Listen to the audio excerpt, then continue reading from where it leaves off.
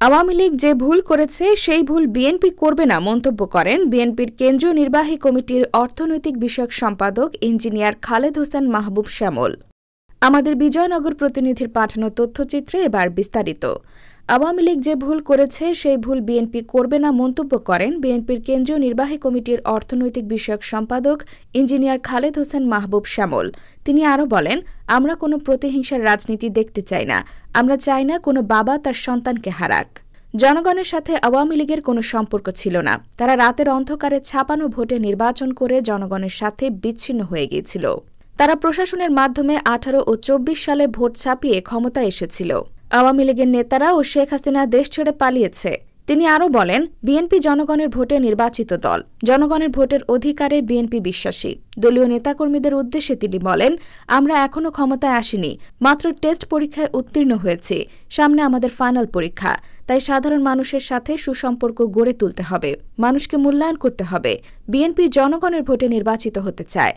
আমরা ছাপানো ভোটে নির্বাচিত হতে চাই না।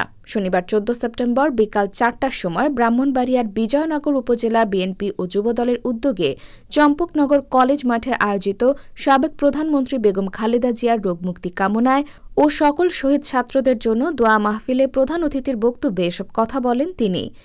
প্রতিটি নির্বাচন তারা ছাপিয়ে জনগণের ভোটের অধিকার হরণ করে ছাপিয়ে তারা ক্ষমতায় এসেছিল।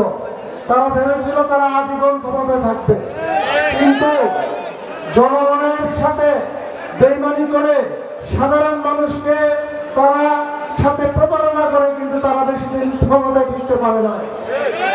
কমিটির বলবো, বিগত দিনে আওয়ামী লীগ যে কাজ করেছে সেই কাজ যাতে আমরা না করি, যে কাজ করে তারা বিদায় হয়েছে সেই কাজ যাতে আমরা না করি। আমরা আওয়ামী লীগে এই যে গণ অভ্যুত্থানের মাধ্যমে আওয়ামী লীগের যে বিদায়, এই বিদায় কিন্তু আমাদের জন্য একটা স্বস্তি এনেছে।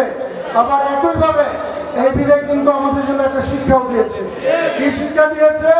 ভবিষ্যতে কেউ যদি অন্যায় অবিচার করে, মানুষের অধিকার হরণ করে, মানুষের জায়গা জমি দখল করে, মানুষকে যদি অন্যায়ভাবে বিভিন্ন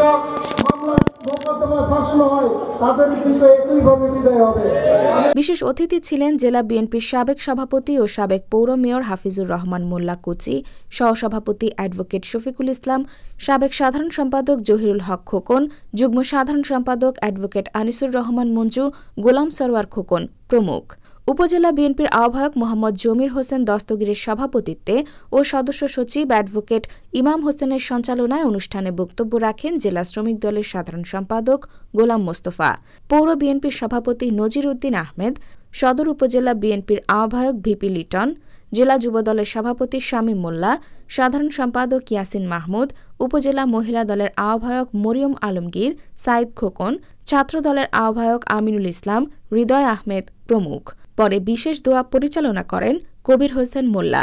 অভিযান 24.com, বিজয়নগর, ব্রাহ্মণবাড়িয়া।